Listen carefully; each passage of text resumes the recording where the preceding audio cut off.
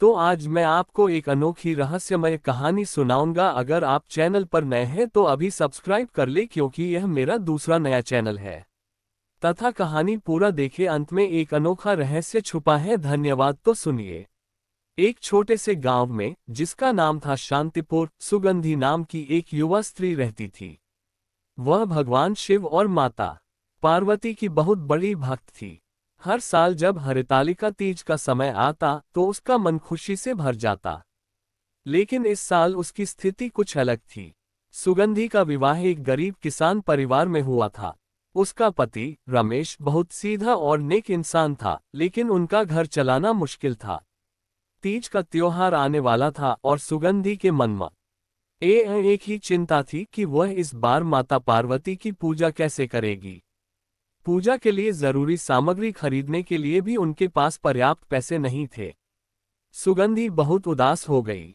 उसकी सास ने उसकी उदासी का कारण पूछा। सुगंधी ने अपनी मजबूरी बताई। उसकी सास ने मुस्कुराते हुए कहा, बेटी, तीज का व्रत बाहरी सामग्री से नहीं, बल्कि मन की श्रद्धा से किया जाता है। सच्ची पूजा तो दिल की होती है। अपनी सास की बात सुनकर सुगंधी को थोड़ी हिम्मत मिली। उसने तय किया कि वह इस बार की तीज अपनी सच्ची श्रद्धा और तपस्या से मनाएगी। उसने सुबह जल्दी उठकर स्नान किया और घर के पास बहने वाली नदी से एक लोटा जल और कुछ मिट्टी ली। उसने उसी बड़ी ही से एक छोटा सा शिवलिंग और माता पार्वती की प्रतिमा बनाई। दिन भर वह निर्जला व्रत पर रही। दोपहर में उसने पास के जंगल से बेलपत्र, धतूरा और आक के फूल इकट्ठे किए। ये वही फूल और पत्तियां थीं जो बिना किसी कीमत के हर जगह मिल जाते हैं।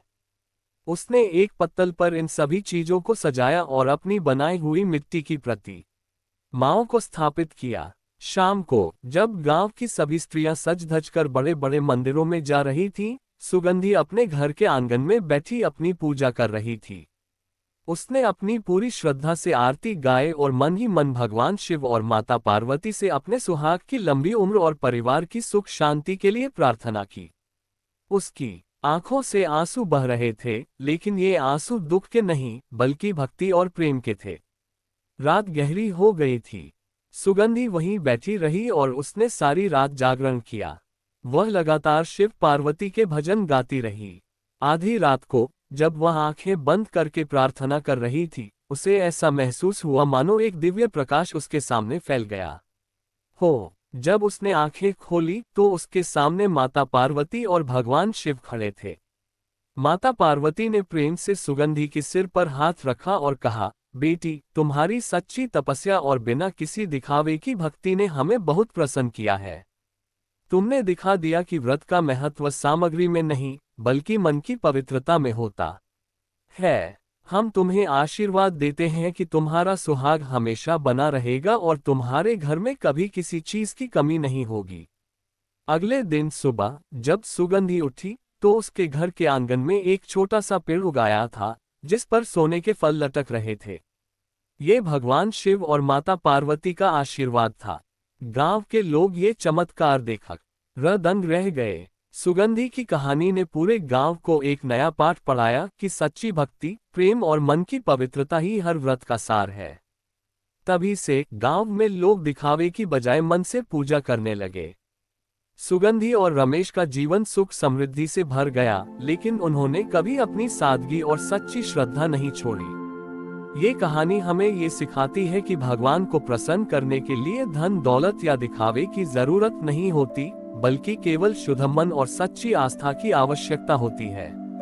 सुगंधी के आंगन में सोने के फलों वाला पेड़ उगने की खबर पूरे शांतिपुर गांव और आसपास के इलाकों में फैल गई। लोग दूर दूर से इस चमत्कार को देखने आने लगे। कुछ लोग इसे भगवान का प्रसाद मानते थे, तो कुछ इसे सुगंधी की सच्ची भक्ति का परिणाम।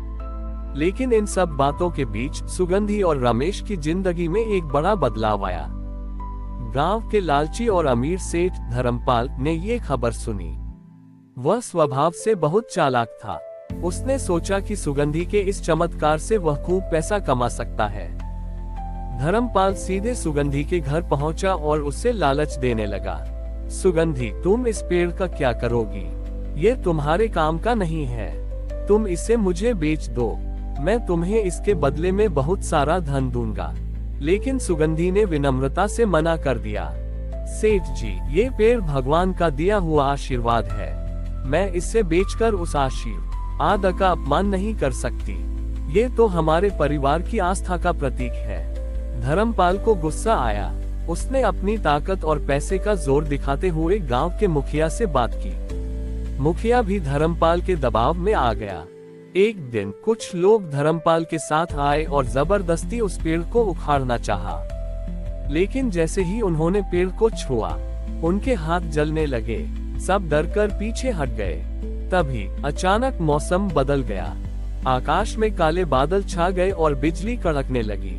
एक तेज हवा चली जिसने धर्मपाल और उसके साथियों को पीछे धकेल दिया। हवा के साथ एक दिव्य आवाज गूंजी, ये पेड़ कोई साधारण पेड़ नहीं है। ये सच्ची भक्ति का फल है। जो कोई इसे लालच से छुएगा उसे दम मिलेगा। सब लोग कांप उठे। धर्मपाल को अपनी गलती का एहसास हुआ। उसने सबके सामने सुगंधी और रमेश से माफी मांगी। उस दिन से धर्मपाल का हृदय परिवर्तन हो गया।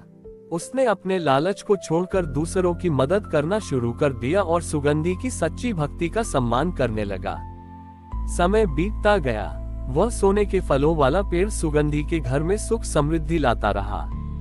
सुगंधी और रमेश ने उन फलों को कभी बेचा नहीं, बल्कि उन्हें जरूरतमंदों के बीच बांट दिया।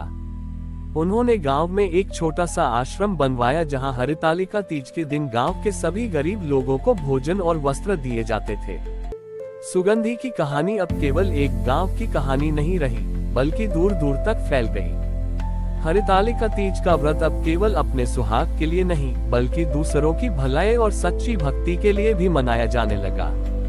सुगंधी ने ये साबित कर दिया कि सबसे बड़ा धर्म मानवता की सेवा है और सच्ची भक्ति का फल हमेशा मीठा होता है। इस तरह सुगंधी ने न सिर्फ अपनी तपस्या का फल पाया, बल्कि पूरे समाज को एक नई दिशा भी दिखाई।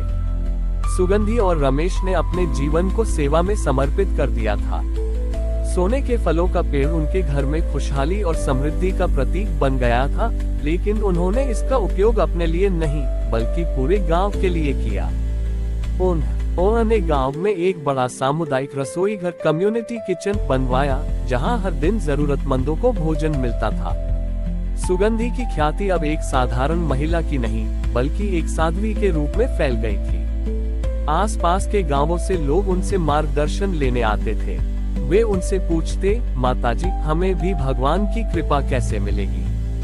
उद्धरण चिन्ह। सुगंधी हमेशा एक ही बात कहती, ईश्वर की कृपा कहीं बाहर नहीं, हमारे भीतर है। सच्ची पूजा तो सेवा है। जब आप किसी भूखे को खाना खिलाते हैं तो आप भगवान को ही भोग लगाते हैं। जब आप किसी दुखी के आंसू पोंछते हैं तो आप भगवान के ही चरण छूते हैं। एक बार एक भीषण सूखा पड़ा। शांतिपुर और उसके आसपास के गांवों में पानी का घोर संकट आ गया। फसलें सूख गईं और लोग प्यासे मरने लगे। गांव के लोग फिर से सुगंधी के पास पहुंचे। उन्होंने अपनी समस्या बताई। सुगंधी ने सभी को शांत किया और उन्हें इकट्ठा करके उस जगह पर चलने को कहा जहां उनका सोने का पेड़ था। गांव वालों ने सोचा कि शायद वह कोई चमत्कार दिखाएंगी, लेकिन सुगंधी ने सभी से कहा, हमें इस संकट से मिलकर लड़ना होगा। भगवान हमें रास्ता दिखाएंगे, पर मेहनत हमें ही करनी होगी। सुगंधी और रमेश ने सभी को साथ लेकर उस पेड़ के चारों ओर की मिट्टी खोदनी शुरू की। जैसे जैसे वे गहराई में खोदते गए, मिट्टी नम होने लगी। कुछ ही घंटों की मेहनत के बाद एक साफ और मीठे पानी का सोता फूट पड़ा। गांव वाले खुशी से चिल्ला उठे। यह कोई चमत्कार नहीं, बल्कि उस पेड़ की पवित्र ऊर्जा थी जो मिट्टी को नम बनाए रखती थी। गांव वालों ने उस जगह पर एक बावड़ी सीढ़ियों वाला कुआं बनवाया। उस बावड़ी का नाम सुगंधी बावड़ी रखा गया। उस बावड़ी के पानी से पूरे गांव की प्यास बुझने लगी और किसानों ने फिर से फसलें उगानी शुरू कर दी। सुगंधी और रमेश ने अपनी पूरी जिंदगी इसी तरह सेवा में बिता दी।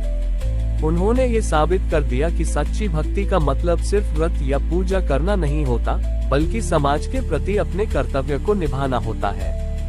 हरितालिका तीज का व्रत जो उन्होंने अपने सुहाग के लिए शुरू किया था, वह अब पूरी मानवता के कल्याण का माध्यम बन गया था।